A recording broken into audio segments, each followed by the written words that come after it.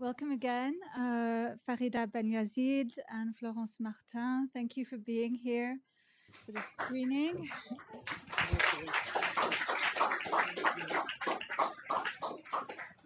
and discussion of the film. So I think I will first quickly introduce our two guests a little bit more, and then we'll talk for about 20 minutes, and then we'll open up to questions. So Farida Benlyazid has been a central figure in Moroccan film from the 1970s to today. In Maghrebi cinema in general, people often wear several hats, directing one film, producing another, editing, screenwriting. And I think that perfectly characterizes the career of Farida Benlyazid, who has acquired an international reputation for her work as a director, a producer, an editor, a screenwriter. She has worked on short films, feature films, documentaries, and in addition to her work in film, she has written plays, short stories, and as a journalist, critical essays on culture and politics and society. A Door to the Sky that we've just seen from 1989 was her debut feature film as a director. And as I mentioned earlier, it has just been restored, the version that we've just seen. She's also known for her film Women's Wiles from 1999 and The Wretched Life of Juanita Narboni from 2005. Florence Martin is the Dean John Blackford Van Meter Professor of French Transnational Studies at Goucher College. She is a prolific scholar of cinema from the Francophone world and especially the Maghreb. Her books include Screens and Veils, Maghrebi Women's Cinema from 2011, Moroccan Cinema Uncut, Decentered Voices, Transnational Perspectives, a book co-authored with Will Higby and Jamal Bahmad from 2020. And most recently, this year, she has published Farida Benlyazid and Moroccan Cinema, which came out in Palggrave MacMillan's Arab cinema series. So this is a close-ups on films and filmmakers that in many cases feature a lot of interviews with the subjects. So really there's no one more qualified to speak about the cinema of Farida, other than Farida herself, than Florence. So I thought maybe I would start with you, Florence, and ask you if you could help us to situate this film a little bit, both within the trajectory of Farida Benlyazid's career, and then more broadly in the history of Moroccan cinema or transnational Moroccan cinema, as I know you think of it. Thank you. Thank you for having us, first of all. Thank you for being here on this rather cold New York night. So I think to really understand, this is the first feature film, yes, the first fiction film. It is her second really work in cinema that she did herself. There was a 50-minute documentary for French TV before that when she was in Paris. And she had also already written a script. She had already produced somebody else's movie. So this was the first time that she decided no one else but me can make this movie. And this was a very powerful statement to herself that she made.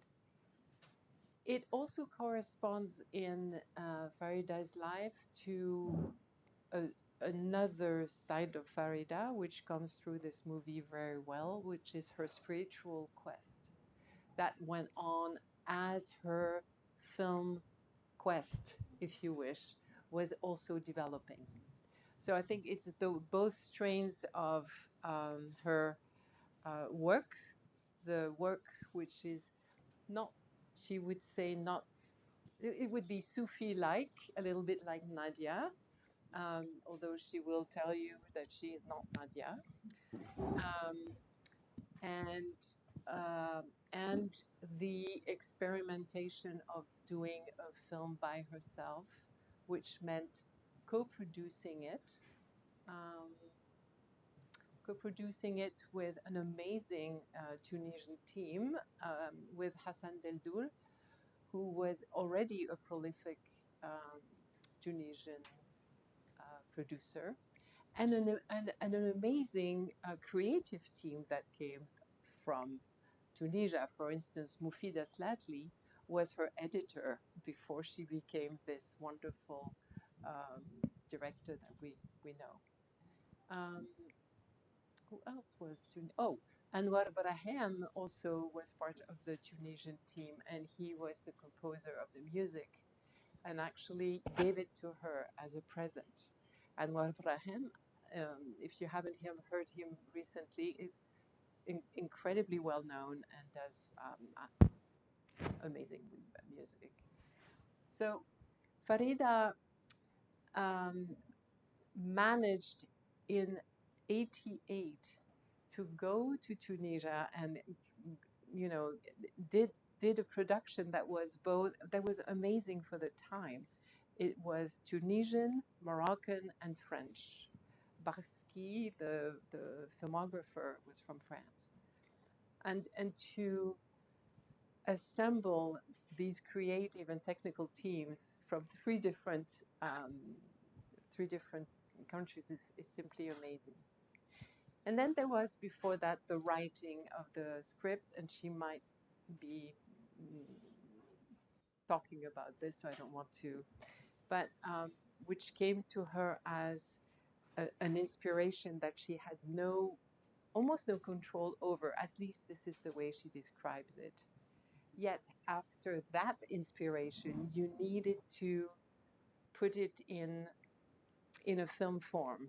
And so how do you go from this very inspired text, which is full of mysticism, which is incredibly erudite, and I'm sure you've seen all these quotes from Ghazali, Ibn Arabi, but also Rimbaud, Angela Davis, Marx, all of those are in the film. How do you give it form, and how do you give it shape?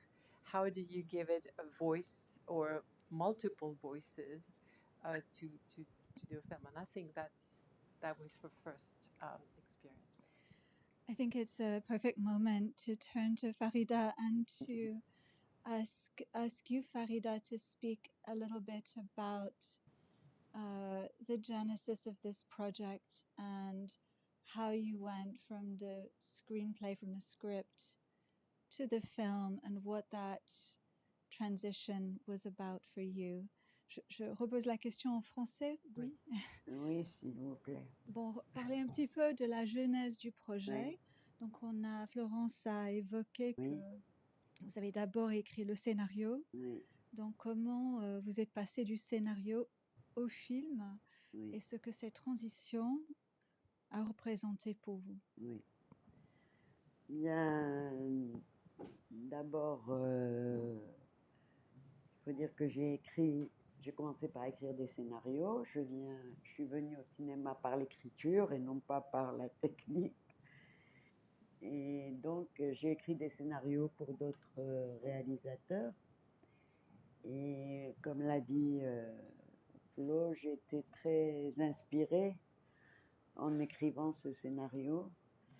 Je sortais moi-même d'une quête mystique et donc j'ai eu besoin d'écrire.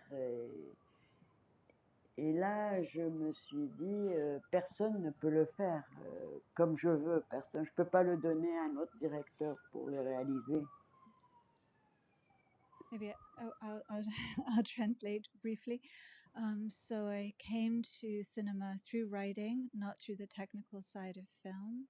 I wrote screenplays for other directors. This screenplay was connected to my own spiritual quest, and I came to realize that no one else could make the film but me. Et donc, bon, j'ai eu la chance effectivement de rencontrer Hassan Deldoul à Cannes. En fait, j'avais produit un film d'un réalisateur marocain avec qui j'ai beaucoup travaillé, Gilali Farhadi. J'avais écrit pour lui un scénario qui s'appelle Poupée de roseau, et donc qui a été sélectionné à Cannes.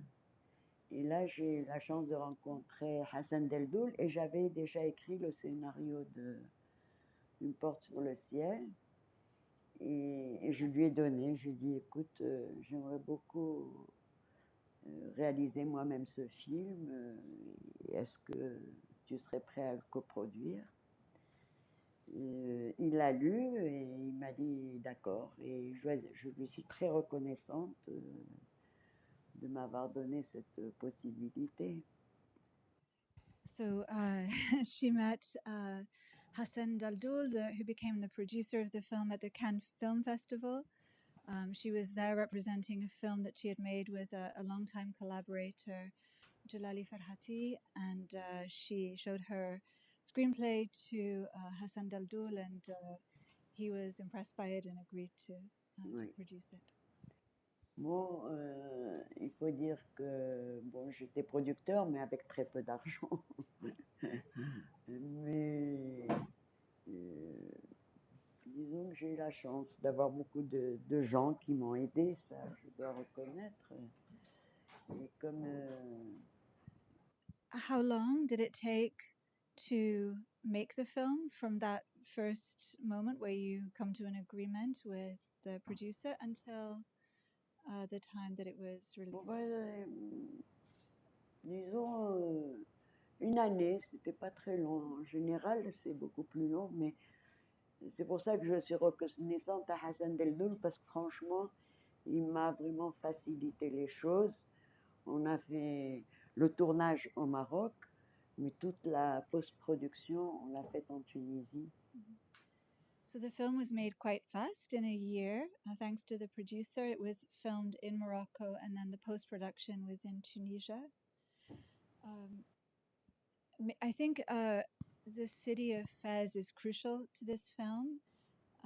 Farida is not from there; she's from Tangier, I believe. But Fez is very important, Oui. almost a character in the film, just as the house, the setting is almost a character in the film. Perhaps you could tell us a little bit about why Fez, Yeah. what the particularity of the city, and also this house, how you Yeah. found this beautiful house that you filmed in. Oui, Je pense que vous avez compris la question. compris la question, oui, tout à fait. En fait, justement, Hassan Deldoul me disait qu'on aurait plus de facilité à Marrakech. Il avait trouvé des facilités, et je disais non, c'est pas possible. Parce que Fès est considéré quand même comme un berceau spirituel. Ibn Arabi est passé par là, Maïmonide, enfin beaucoup de grands auteurs spirituels sont passés par Fès, qui est une ville. En fait, je trouve que quand on va à Fès, c'est vraiment un voyage dans le temps jusqu'à présent. On a l'impression d'aller être au XIIe siècle. Et donc, pour moi, ce film ne pouvait se faire qu'à Fès. Et bon, j'ai eu la chance de trouver cette maison. Et en fait, on a habité dans la maison. Comme elle était assez grande, on avait un dortoir pour les femmes, un dortoir pour les hommes. Et on sortait pratiquement pas. Je me rappelle la jeune femme qui a fait les décors, qui d'ailleurs a joué aussi. Il faut dire que c'est ça, c'est un film où j'ai fait travailler mes amis, ma famille, Ton fils. mon fils, qui était là et qui avait 5 ans à l'époque. Je ne sais pas si vous l'avez vu, il était là quand on est arrivé. So the Fez, the producer had proposed Marrakesh, where he had worked. It would have been easier to film there, but Farida insisted on Fez because of its status as a history so closely associated with Muslim spirituality, with Ibn Arabi, Maimuni, other important figures. Going to Fez is also like a journey through time. You could be in the present, you could be in the 12th century. So this was crucial. And the house was also very important. The company lived in the house while they were filming. There were women's quarters, men's quarters. It was all of the filming was like a family affair, and in fact, colleagues, friends, and family members act in the film, including Farida's own son, who is he here in the room? He was here earlier. He's very small in the film. He's quite tall now. If he comes back, you will not necessarily recognize him, but The eyes. he looks there's something. Florence, could you tell us a bit about the reception of the film, because it's been quite fascinating. I think it's been a very heterogeneous reception. So enormous enthusiasm among some film scholars, scholars of feminism in an Arab Middle East context, but also some critiques, questions about who the audience for the film is, whether it's made for an audience outside Morocco, for example, questions about exoticism. So maybe if you could talk a little bit about that, I think that would be interesting. So when the film came out, as you talked about actually yesterday, you were telling me 50% of the people hated it, and then 50% of the people loved it. And it was never, I don't know about this film. It was really, she had very strong reactions. So from what I could understand, what I could see among all the critiques that you received through the Arab world, some people, and even in film festival juries, there were fights going on about the film. Should we give it an award? Shall we not? And women, women in the Arab world absolutely adored the film. Men less so. Some some did, though. There was this Egyptian guy who absolutely fought to give her a prize. But others were saying, whose voice, this is a woman's voice talking about the Quran. Do you have the right to do that? And so on and so forth. So there was clearly some backlash. You also need to remember that this came out. And with some women who were feminist and more on the European side, seeing a woman who veils herself, although she doesn't really veil herself constantly,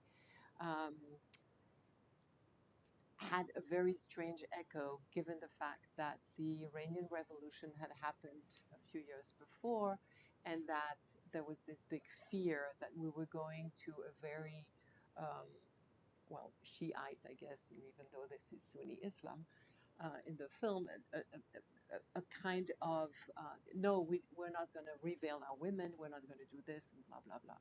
So there was all of that debate going on. And there were also people who said, including this Egyptian man, this is the best Arab filmmaker, no matter woman or man.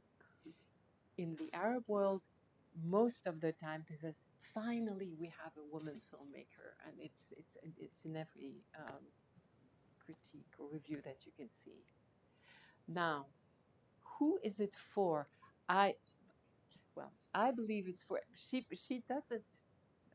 It's funny to talk about Farida in the third person, but Farida has told me that she didn't have an audience in mind. What she did want to say was that she was afraid of seeing all this hullabaloo about Islam at the time that was taking a very wrong direction, a violent direction. there was terrorism in Europe, and so on and so forth. So she wanted to say, wait, here's a version of Islam. Women have always been there. They each have an understanding of Islam which is not what the male theologians have written about. Um, Here's what's in the Quran, and so on and so forth. So she was very cautious about everything that is said, because everything needs to be in accord with Islam and the texts and so on and so forth. So she couldn't be accused of betraying the word of the Prophet or of God, of course. So I think it's for both the North and the South to be schematic a little bit. However, the French did not understand it. The French feminists absolutely panned it. And the only people who really liked it were here in the US, in the West. But not the only people, but the people who thought, ah, this is a new voice, which is, I think, I don't know about you tonight, but this is exactly what I thought when I first saw it for the very first time. This is new. I don't know what this is, but this is a new voice. This is a new way of doing things and of receiving and of interpreting something that is so sacred. Does that answer your question? Thank you. Yes. Maybe just to add on to that, well, a couple of things. First, I'm not sure if I mentioned that this is the first feature film directed by a Moroccan woman. That's, I think, important to say. Wait, she's the first, yes, first woman filmmaker in Morocco, first woman producer in Morocco, first woman scriptwriter in Morocco. And what you saw tonight in the film, very briefly, was the first kiss filmed in Moroccan cinema.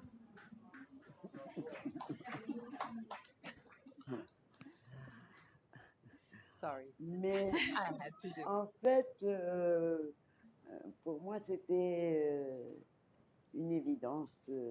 Quand on veut quelque chose, on l'obtient, je pense, dans la vie. Donc, mon travail a toujours été justement sur l'univers des femmes et la mémoire, disons. Ce qui m'intéresse, c'est d'où on vient. Bon, j'étais à Paris, j'ai étudié le cinéma à Paris, et c'était juste au moment où c'était le mouvement de libération des femmes. Et ça m'a beaucoup intéressée, j'ai beaucoup milité dans le mouvement. Mais après, j'ai vu que, oui, être féministe, c'est défendre les droits des femmes, mais ce n'est pas avoir la même démarche qu'en Occident. Le but est le même, mais la démarche doit venir de l'intérieur. On ne peut pas plaquer quelque chose, une démarche qui vient de l'extérieur. Même les femmes ne peuvent pas l'accepter. So it's true that it's a lot of firsts, but I've always thought that if you really want something, you can get it. You can make it happen. All of Farida's work is really about women, about questions of memory. She studied film in Paris at the time of the women's movement that influenced her a great deal in her thinking, and she sees herself as participating in the struggle for women's rights. But at the same time, that struggle can take different forms. It doesn't have to always take the same form. There can be different approaches, different places, with always the same fundamental goal. I'm probably missing things, so I'm just trying to resume a little briefly. So excuse me if I miss points. I think that probably there are people in the room who want to ask questions about the film and about specific scenes and about the ending. So I don't want to anticipate those those questions too much. But maybe just as a transition, while you think about what you would like to ask, Florence, you have recently worked then on the remastering of the film. Why did you decide to come back to it, and what was involved in producing this new digitized version? So we had an AHRC grant, and Will Higby from Exeter University was the main guy, and I was the international whatever. So we worked together, and we wanted to really look at transnational Moroccan cinema um, after, starting in the 2000s. So after Kevin Dwyer's wonderful book, and after Sandra Carter's, and so on and so forth. And so we decided to look at this, and we thought we also we felt like we were taking constantly from Morocco, and we wanted to give something back. And we thought we are going, so we got another, I'm sorry, I'm going into too many details there, another grant, a follow-up grant to save and make visible, really visible, a film that we thought was essential and a classic. And it landed on this film. And it was interesting because this, in and of itself, was a transnational adventure, because you needed to get the only copy that was available was at the CCM, the Moroccan Cinema Center in Rabat, and then get it out to, and imagine COVID coming in somewhere at this point, getting it out to DI Dragon, which is in Wales, and people don't speak French or English. Nobody understands, so it goes through somebody in the US talking to them and saying, no, for the customs you need to do that. Anyway, it was, once it was a DI Dragon, which is a really amazing place that has remastered, for instance, Abel Gance's Napoleon, so this huge epic film. They cleaned everything, made sure that the sound was crisp. You remember the birds? There are lots of birds in this film, and you need to hear them, but not too much. I mean, it's quite a. And then digitize it, resubtitled it, and then the point was to make it available for researchers to give it a second life, because we thought it was still extremely relevant to today. So, and since then, Farida has sent it and then give it back to Farida. And it's gone to everywhere, right? Brazil, all over Europe, the UK, certainly here, finally, and so on. So this was to insist, hey, look at this film. And I don't know whether you saw the original copy that was on YouTube, but you couldn't see much. I mean, you saw things, but all the beauty of all the mosaics and that was gone. So we thought we needed. There's an extraordinary clarity of detail. The mosaic, the tiles, as you said, the crispness of the sound, which sometimes is really present. It just invades the experience of watching the film. So, bravo! Be great if we can do more films. Do more, yes, and I really would love to. So I want to open up to questions from anyone else in the room, and I think there's a microphone that's going to come around. Okay, I guess we'll start in the back. Testing. Hello. My name is Samu. How's everyone doing? Fair. Thank you for the film. Wonderful film. Wanted to say that. My question would be dealing with you said it was 1992, if I'm correct.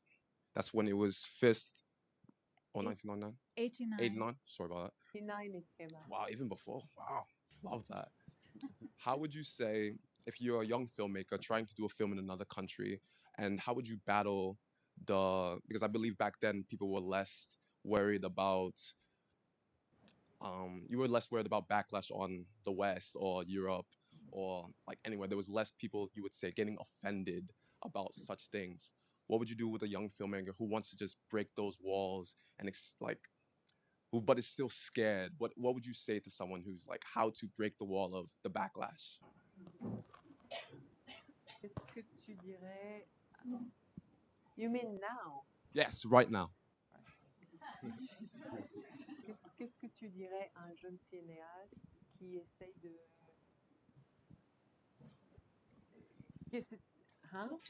Make a film in another country, you said? In another country, but is afraid of backlash in the country because they don't know how to work around what is being done like in the film now. Alors, si j'ai bien compris, qu'est-ce que tu dirais à un jeune cinéaste qui veut faire un film dans un pays autre que le sien et qui ait peur de la réaction négative et forte de la part de ton pays, from your country? Yes. Oui. Yeah, no, I'm just saying if I'm... We can hear you actually. Yeah. Can you not hear me? Yeah, we We can hear hear you. you. Love it. No, Okay. we can. It's It's for the good. way? No problem. Use the mic. I'm so sorry. No problem. It's okay. Yeah. So, small context. If I was thinking of creating a film in, let's say, Zambia, I said Zambia, Zambia, but there would be backlash in a sense of producing that film with not being able to show representation properly. And I feel as though in that film, you figured out how to properly show representation without, other than men, without dealing with so much backlash. And I think right now people don't know how to maneuver with the fear. Is that making sense? I think the question maybe what's really interesting in your question is transnational cinema and the fact that when you're making cinemas, making films with more than one audience, more than one country Bingo. involved, that you can be confronting different kinds of sometimes negative reactions. Indeed. Is that okay? Yes. That's a Quand tu wonderful fais way to du say it. cinéma transnational comme là, qui peut être vu dans plusieurs pays, comment tu fais pour communiquer, pour représenter ce que tu veux en évitant les écueils de retour extraordinairement négatifs. Donc, comment tu le vois en fait? Je pense qu'il faut être sincère. You have to be sincere. Et que de toute façon, on est tous humains et chacun a sa réalité et plus on est proche de ce qu'on dit et de ce qu'on fait, plus on touche à l'universel. Il ne faut pas tenter de séduire l'autre.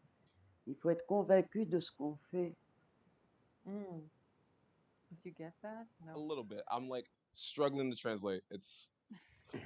I'm not here. So you need to be really sincere and we're all human, so everybody's going to have diverse reactions, Indeed. right? Well, each of us. But you don't try to attract the other. She used the word seduction. You don't try to do that. You say what is true for you, and if you are sticking close to it, then you do reach the universal. Love that. Yeah. There was a question here. Thank you. A question possibly naive, but your film somehow makes that okay. The as has been noted, the depiction of Fez, the city, was very striking and tranquil and lush and hypnotic, and many things can be said about it. But I was wondering, is it to what extent was your portrayal stylized, idealized and stylized, or was just Fez simply like that, pretty much? Were the scenes like really finely selected, or were they pretty much ordinary Fez scenes? Il s'agit de la représentation de la ville de Fès, Oui. qui est en effet très frappante dans le film. Dans quelle mesure est-ce que ces images de Fès correspondent à la réalité, ou bien est-ce qu'il s'agit d'images stylisées, très choisies, qui soulignent tout le côté euh, historique, tout le côté riche de la ville? Oui, mais la ville existe en tant que telle. Je ne l'ai pas inventée. Mais bien sûr, il y a un regard qui est personnel, mais sur des choses qui existent. Et pour moi, c'est ça qui était important, c'est de montrer justement cette culture de l'intérieur. C'est-à-dire que c'est pareil, je veux dire, par exemple, quand je parle de l'islam chez les femmes, on a toujours l'impression que c'est les hommes qui obligent les femmes à être musulmanes. Or, c'est faux. La foi, c'est la foi, que ce soit chez l'homme ou chez la femme. Donc, j'avais aussi envie de montrer cet univers des femmes et de leur foi qui ne leur est pas du tout imposé, qu'elles ressentent par la lecture aussi, parce qu'elles ressentent tout simplement. Donc c'est voilà, porter un regard sur des choses qui existent, que je n'ai pas inventées. Y compris la ville. Y compris la ville et la maison. Objectively, the city exists. It's there, so I have not invented it. But of course, there's someone looking at it from a particular perspective, and that above all, what she wanted to do was, to try to get insight, to show some things from the inside, and in particular to think about the question of women in Islam, and to show, to go against the grain of a certain idea that men force women to Embrace. Islam, whereas in fact women are, believers, are Muslims themselves. So, in a way that looking at the question of women in Islam in that way is similar to the way she's looking at the city. And I would say actually in the film there are a lot of scenes where you go from the inside out and the outside in. You see the walls, then you go inside the building. Doors are very important to the film. Closed doors, open doors, views from above, views from below. I think no angle is neglected cinématographiquement in the film. Juste pour dire que même sur le plan cinématographique, on voit la ville de l'extérieur, de l'intérieur. Oui. Il y a des travelling pour sortir, pour entrer. On voit des portes ouvertes, des portes fermées, des vues d'en haut, d'en bas. Donc, tous les angles sont présents. I think there was a question over there. Thank you so much, Farida. It's a marvelous film. And although I know it well, I swear I saw things tonight that I have not seen before. Yes. So I have a question in two parts. The first part is, there's so many enigmas in the film, and I don't want to try to explain them to my students. And I want you to tell me that that's okay, please. And the second part of my question is, one of the things that I noticed tonight, I'm not entirely sure, but just please tell me that Hajja Kirana is not painting over the Zalij in that scene, okay? Merci pour ce film merveilleux. Je le connais bien, mais je pense quand même avoir vu ce soir pour la première fois certaines choses. Je pense que je ne suis pas la seule. C'est un film très énigmatique et je pense que ce côté un peu opaque est très important et j'essaie de le dire à mes étudiants que tous les énigmes, que tout ce côté n'a pas à être rendu transparent. Est-ce que vous pouvez parler de ça, de cette opacité du film, de ce côté énigmatique qui reste énigmatique et de manière plus précise, il y a une scène où on voit Hadja Kirana en train de... Felicia McCarran qui a posé la question, espère qu'elle n'est pas en train de peindre le zélige de la maison. Ah non. Oui. De couvrir. Non, elle repeint les murs qui sont blancs. C'est aussi une façon de montrer que les femmes dans la zaouiya travaillent. Oui. C'est elles qui s'occupent de maintenir justement la maison. Et elles apportent toutes quelque chose dans ce lieu. Elles se l'approprient, mais en même temps, elles en prennent soin. Et ça fait partie justement de cette démarche mystique même, qu'il faut travailler avec ses mains, ce n'est pas seulement lire le Coran et regarder les étoiles. Il faut aussi avoir un travail matériel. So she's definitely not painting over. She's repairing, but the scene is one of many where we see women working. And the idea is to show that women are working in the zawiya, that is part of life, part of the religion. It's not simply prayer, but also the discipline of work.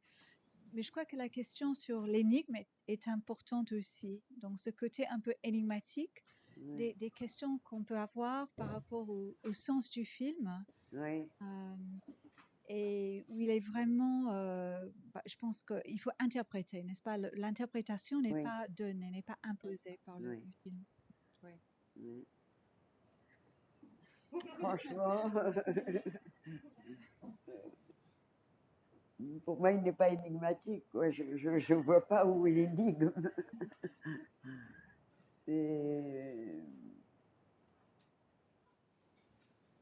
Justement, je voulais faire connaître des choses, sortir de l'énigme. Donc là,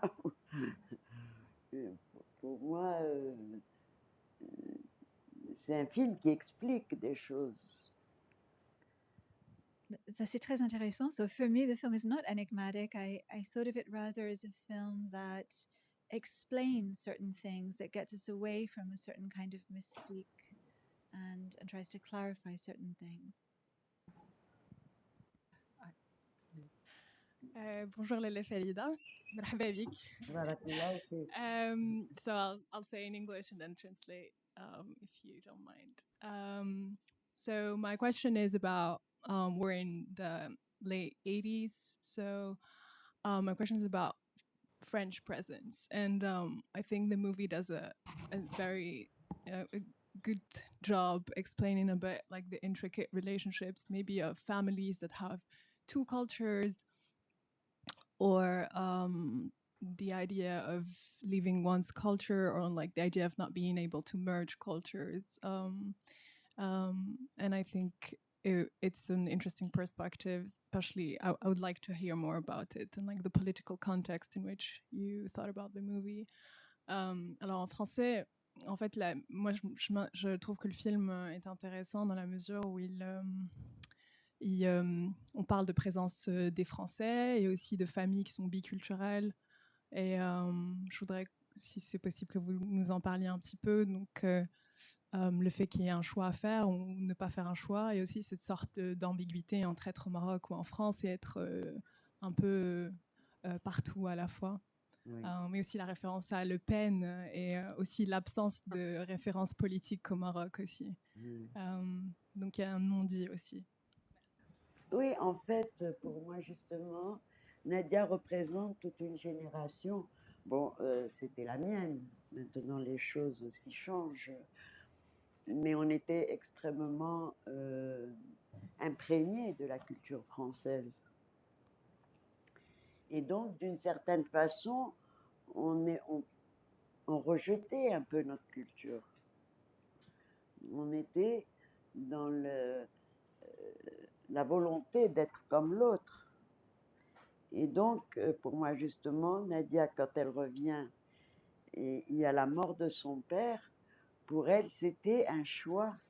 C'était le père est mort, donc je coupe et je retourne en France et je deviens française. Et tout d'un coup, ça switch et elle se dit, mais je suis passée à côté de ma culture, je ne la connais pas. Et elle cherche à la découvrir, parce qu'en fait, au départ, elle l'avait d'une certaine façon rejetée. So Nadia belongs to a generation, my generation, that was very, imbued with French culture, and in many cases moved away from Moroccan culture, rejected Moroccan culture, and in her case, when her father dies, her idea is she's just going to go back to France and she's going to cut ties with Morocco. But in fact, the opposite happens, and she realizes that she doesn't know her culture and she wants to discover it. I don't know if that answers your. Il y avait d'autres éléments à la question sur le fait que peut-être la politique au Maroc n'est pas représentée directement dans le film, ou peut-être moins que certains courants de la politique française.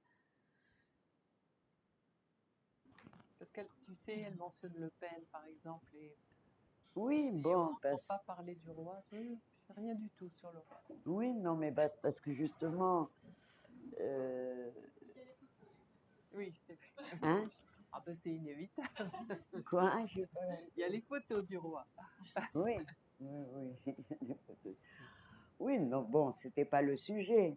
Le sujet était justement de trouver sa place pour elle.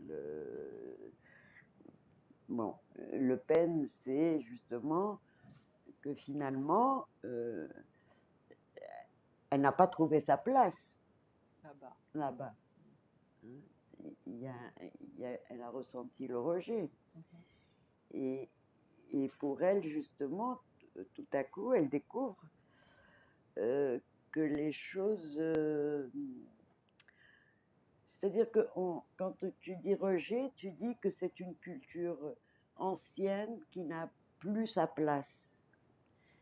Hein, qu'il faut être complètement occidentalisé quelque part. C'est ça le but dans la vie. Et là, elle réalise que non, bon, c'est important, il faut s'ouvrir au monde, mais il faut retrouver ses racines. Et c'est que comme ça qu'on peut vraiment... c'est un enrichissement quelque part. Quand par exemple, quand ils sont à table et que le frère dit, moi, j'ai choisi d'être français, l'autre a choisi d'être marocain, et Nadia, elle dit, moi, je veux tout. Hein, je ne rejette rien. Je veux cette culture européenne ou occidentale, mais je ne veux pas rejeter ma propre culture. Il faut trouver le juste milieu, disons, pour que ça devienne plutôt une richesse. So the brief reference to French politics and Le Pen is a way of saying that maybe it's not so easy just to find your place in France as an immigrant from the Maghreb. But fundamentally, the film is about recognizing the importance of roots and of appreciating your culture. Nadia is someone who, at the scene where they're having lunch or dinner, I don't know, with her brother, and he rejects his Moroccan roots and says he just wants to be French and he wants his son to be French. She says she wants both. She wants it all. She doesn't need to choose.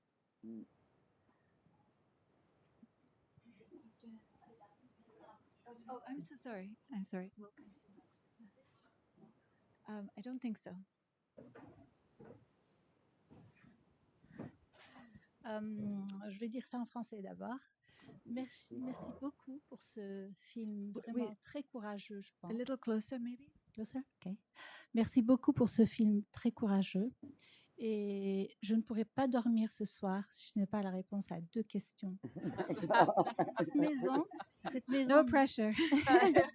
C'est vraiment très simple, mais cette maison magnifique, est-ce qu'on peut la visiter si on va à Fès? Franchement, est-ce qu'elle a un nom? Je ne sais pas, parce que bon, ça fait des années que j'ai travaillé là. Mais en fait, elle était entre les mains d'une association qui travaillait sur l'architecture. Et là, je ne sais pas du tout. Je sais pas du tout ce qu'elle est devenue. D'accord, vous avez l'adresse? Oui, oui, oui. On veut tous l'adresse. Alors voilà, c'est la maison des Maghrebi. Maghrebi, oui. Les Maghrebi, c'est une famille qui était très proche, disons, du Marzen. C'était des ministres. Il y a une autre maison des Maghrebi qui est très belle aussi, mais qui est beaucoup même plus grande. C'était du grand vizir El Maghrebi, et celle-là, c'est la maison de son frère. Et ça se trouve à Oued Souafin, voilà. La maison de Maghrebi à Oued Souafin. Oued Souafin, d'accord. Merci beaucoup. Et la deuxième question, pour que je puisse dormir ce soir, oui. C'est qui est l'actrice qui a fait la décoration? C'est magnifique. Qui a? L'actrice qui a décoré la maison. Vous avez dit qu'il y avait une des actrices qui avait fait la décoration? C'est pas une actrice. C'est pas l'une des personnes. Qui a fait la décoration? Qui a fait la décoration? Pour du film? Le décor. C'est la Oui, bon, c'est vrai, bon, elle joue, elle n'est ni actrice ni décoratrice. Ah d'accord, ok, elle joue... Mais elle a beaucoup de talent, et donc je lui ai demandé justement, et c'était drôle parce que même les citrons, elle les a accrochés avec des... Mais elle n'a pas joué dans le film en fin de compte. Elle a joué la mère. La mère? Ah, c'est elle qui a fait la décoration. Ouais, ouais. Bon, elle, et il y avait aussi Khadija qui est... une femme qui n'a pas étudié, mais qui a aussi un goût extraordinaire, et c'est elle qui m'avait procuré toutes ces broderies, et tout ça. Pour moi, c'est justement la culture des femmes, c'est cette richesse dans la... Et d'ailleurs, le chef opérateur qui était français, qui était un monsieur qui a fait beaucoup de cinéma, il les effrayait un peu parce qu'il leur disait « Mais où sont les meubles? Mais où sont... »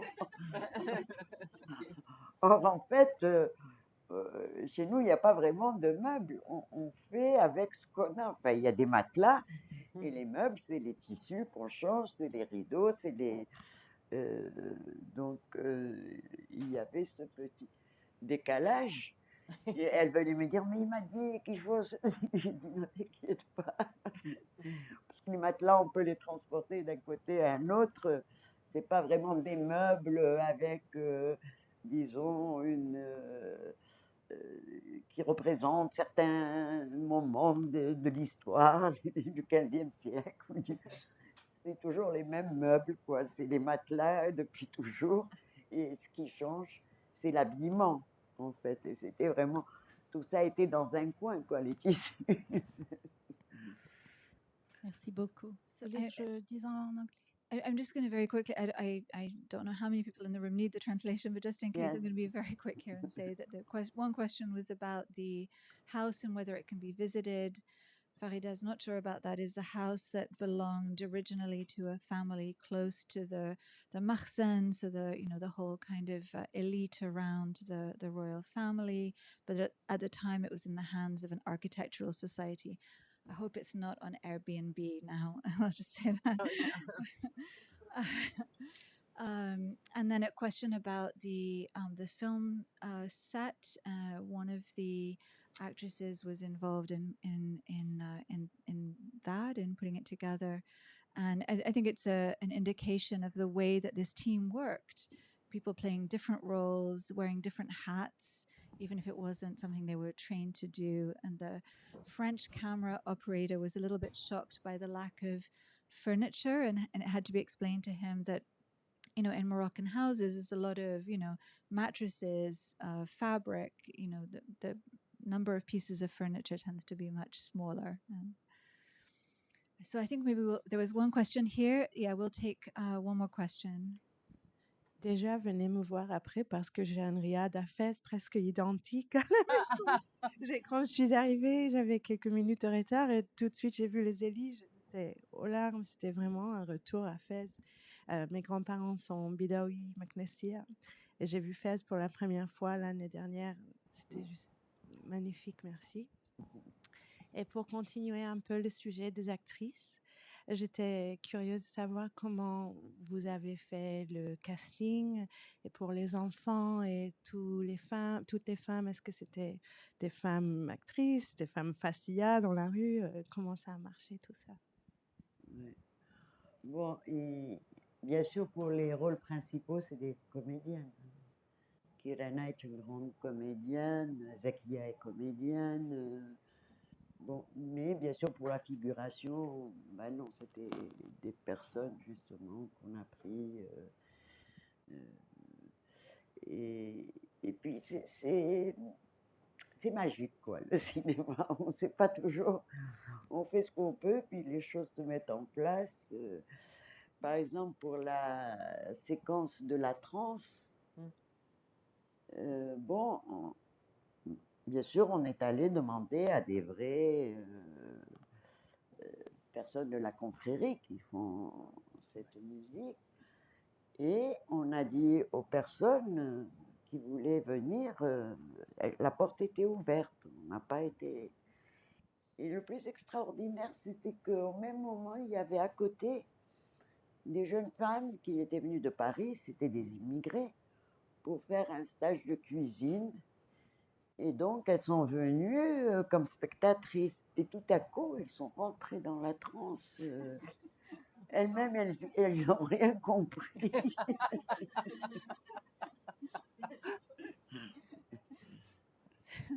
This was a question about the casting and how the different actors were found. So Farida was explaining that some of them are professionals, some of them very well-known actors, but for some of the minor roles or extras, it was just people who were part of the production or who happened to be around.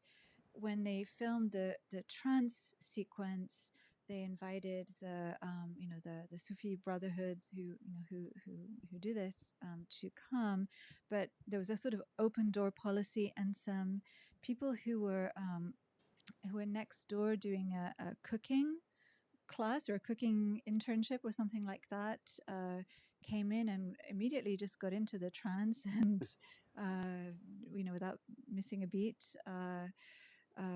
Perhaps not really knowing what was going on, but it was contagious. Let's put it that way.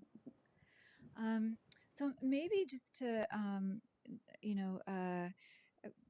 kind of take us to a closure. Perhaps we could speak a little bit about the ending of the film. I don't know if it's enigmatic, but I can imagine that some people would have questions about it. So the Nadia's decision to go off with this young man, to marry, to leave the zaouiya, until the women initially seem, of course, upset. So why this ending? Je pense que vous avez compris la question sur la terminaison du film et la réaction des gens à ce choix de... Oui, en fait, je voulais justement qu'on comprenne que ce n'est pas un couvent. Hein, on ne rentre pas pour toute la vie.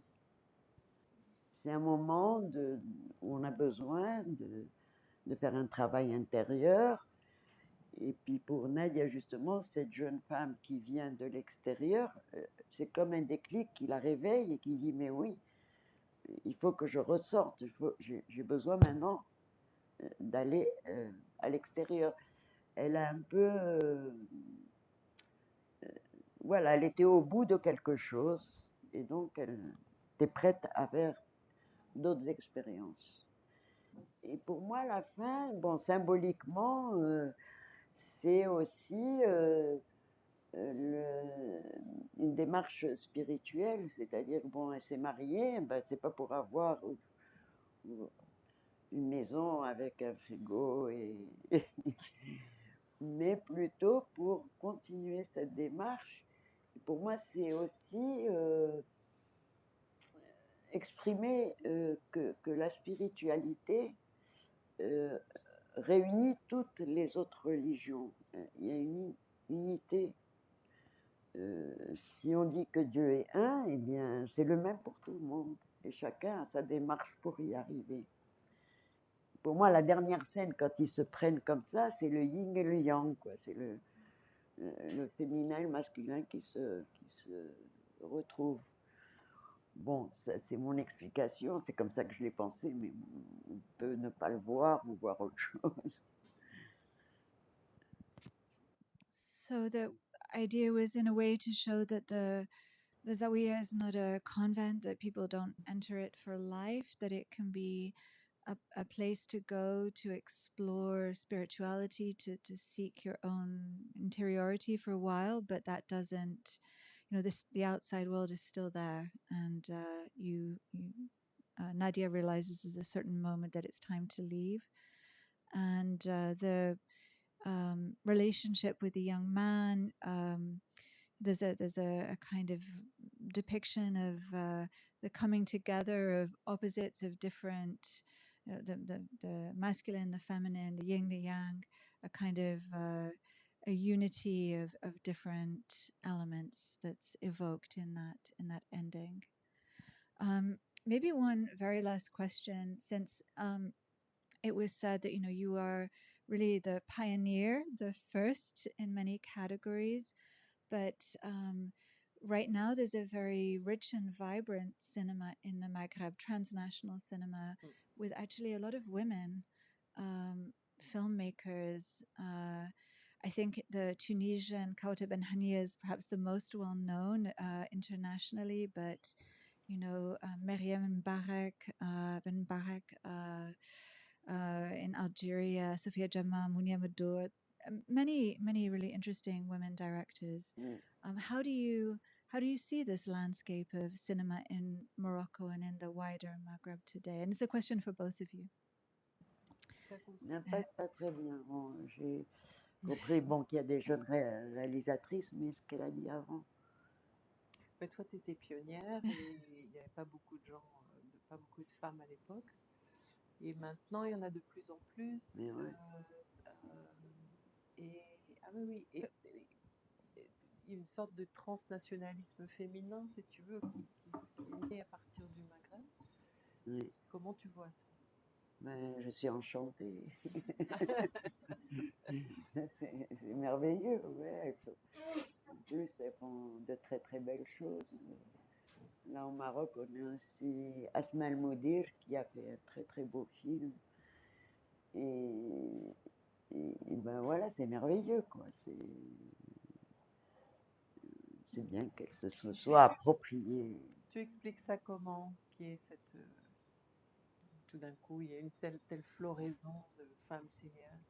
Ben quand même, c'est la langue du siècle, l'image. Et donc, les femmes se sont appropriées cette langue.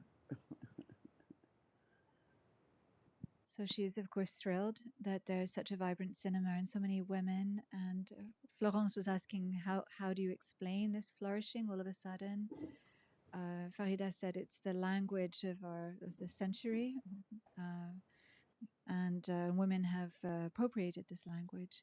And Florence, do you want to add anything to that answer? I think it's also the digital disruption that made access to filmmaking much easier.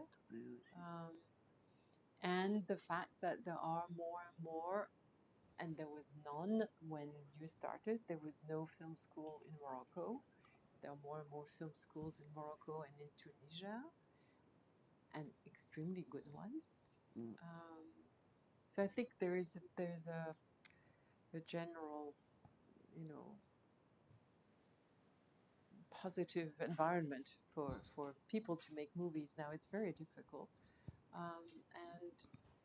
and there are these transnational people using the internet to go and find all sorts of models and to hook up with people and go producing this way. Also, women from the diaspora who came back to Morocco and are producing and are now like Lamia Shraibi, who is in Morocco, who is a real producer, not someone who has to be a producer in order to make a film on a shoestring budget. So all of these, but it's fascinating to see what they do, because I think they still have a newness. I mean, Kauthar Ben Hania is my next star. Non, et puis il y a une évolution quand même dans le pays. Il y a énormément de femmes médecins, ingénieurs, pilotes. Il y a quand même une grande... les femmes se sont appropriées les choses et c'est dans tous les domaines. So right, so this prominence of women film directors, it's not something just limited to cinema. It's women across the board in a lot of different professions, coming to the forefront of their métier, of their profession. Well, I think we should leave it there. Thank you so much, both of you. It's been such a pleasure, such a privilege.